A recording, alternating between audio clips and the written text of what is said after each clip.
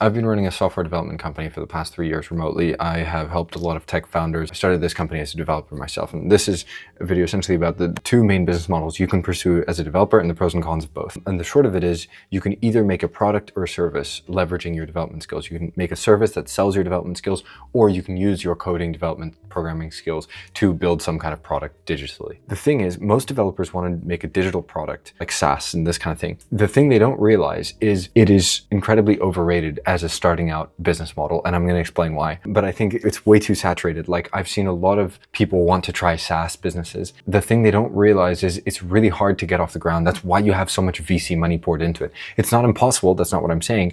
It's just hard because the volume of distribution that you need to have is way higher. And the short of it is a lot easier. Like when you're starting out from ground zero, right? So no distribution, no marketing, no brand or whatever. When you're starting out from that place, the thing that you lack is distribution. That's one of the main things that you have trouble getting.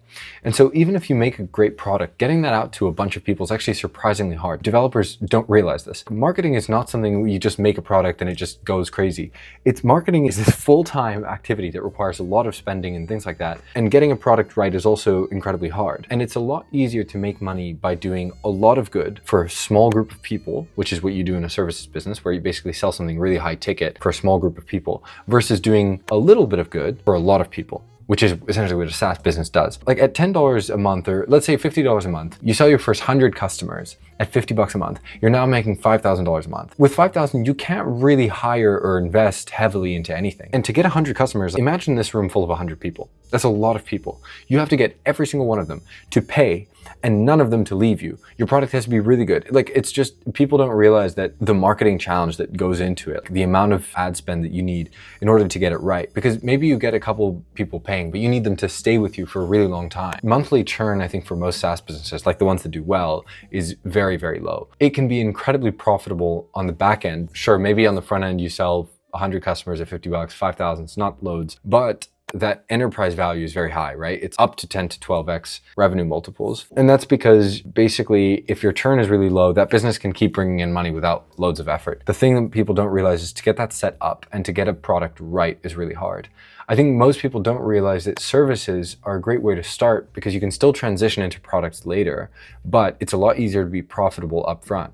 You charge for a service, you get paid for your time, and you get paid for your skill as well. Like as a developer, you're not just paid like a gardener, right? Because that's a really basic skill. You get paid as a professional, which is a higher hourly rate than a gardener or some kind of manual labor. You're getting paid up front to build something. And then the thing you have to do is just ask yourself, what problem are you fundamentally solving for that client? And as you service many clients, you're going to start to see trends, and you can, if you want, build some kind of digital product around that. Because you start with distribution, you start with clients who might need that thing that you're building. I think it's a really advantageous thing if you can get really specific on who you serve as a development company, because that will let you solve their problem better and better. And eventually, maybe you can put that money into a digital product of your own. That's a really good route if you want to get into the SaaS game. But getting straight into SaaS, if you've never built a business, is extremely hard because you need to get distribution right. The amount of money that you're going to need to hire more people and to build a team, it's going to take you a long time to hit that kind of escape velocity, because SaaS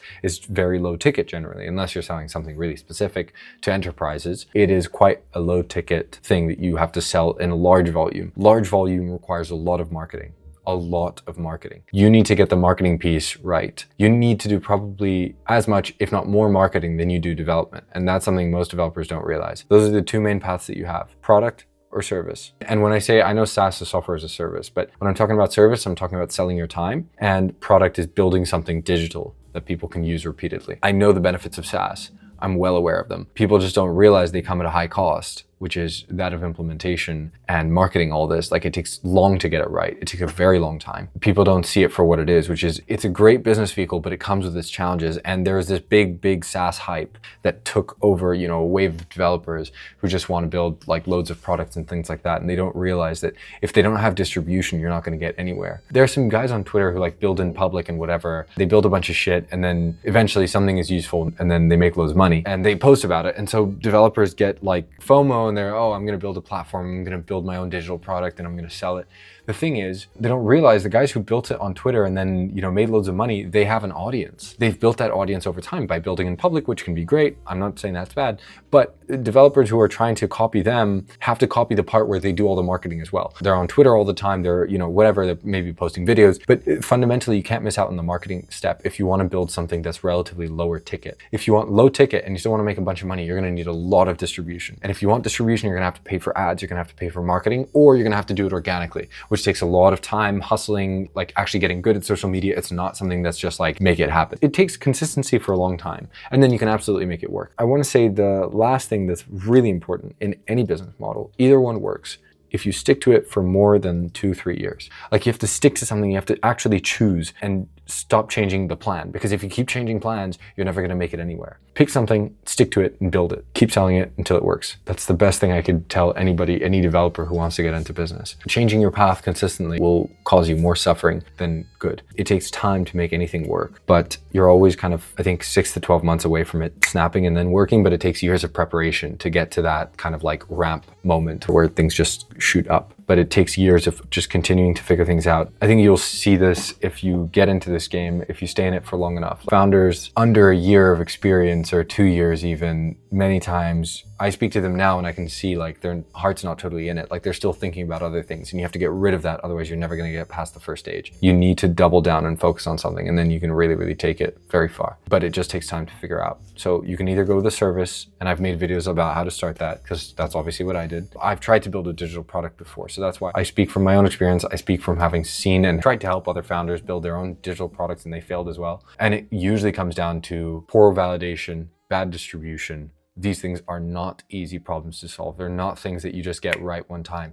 Like validating something takes a long time, and validation itself takes distribution. Validation takes, like, you need to be able to do the marketing for people to even try it. It's really, really hard to do all of that marketing and distribution without any budget to do it. Unless you have a bunch of funds that you can somehow use. I don't know if you saved up or something, but if you don't have money to start with, it's so hard because you are working with so little and you have to produce so much. You have to produce the code, you have to produce the marketing, you have to do the customer support. You don't have a salary for yourself probably, and maybe you have a little bit of money for yourself. You don't have a salary to hire other people. You don't have a budget to hire quality talent. Like, it's really challenging to bootstrap it from zero. And I have a bunch of respect for like bootstrap SaaS founders. Usually the thing that they get right is they know a problem very, very intimately. When I see bootstrap founders who've done it really well, they're usually the ones who are using the tool themselves first because they've been through this problem so many times. They've had such high friction with this problem, and they really know it intimately, and they are their own ideal customer, and they know very, very well what problem this is solving. When they know hyper specific details about the customer they want to find, that's when I think bootstrapping really works. When you know something is a deeply painful problem for you and you would absolutely pay $20, $30, $50 a month to solve it,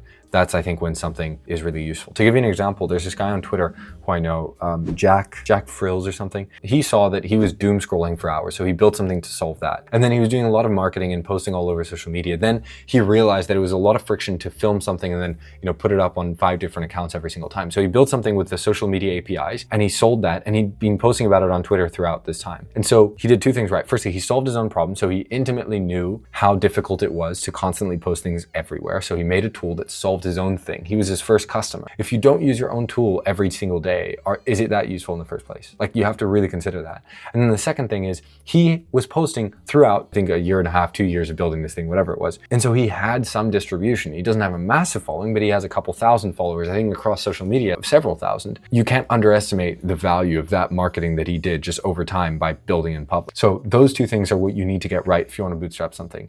If you want to market without funds, you have to look at cheap, undersold sources of attention, undervalued sources of attention. So right now, I think that's content marketing. Organic content is really powerful. Like, it's really underpriced attention, and you have to know the problem super intimately well. If you do those things right, you can get this business model right. In any case, I hope this is useful if you're a developer who wants to get into business. Feel free to comment any questions.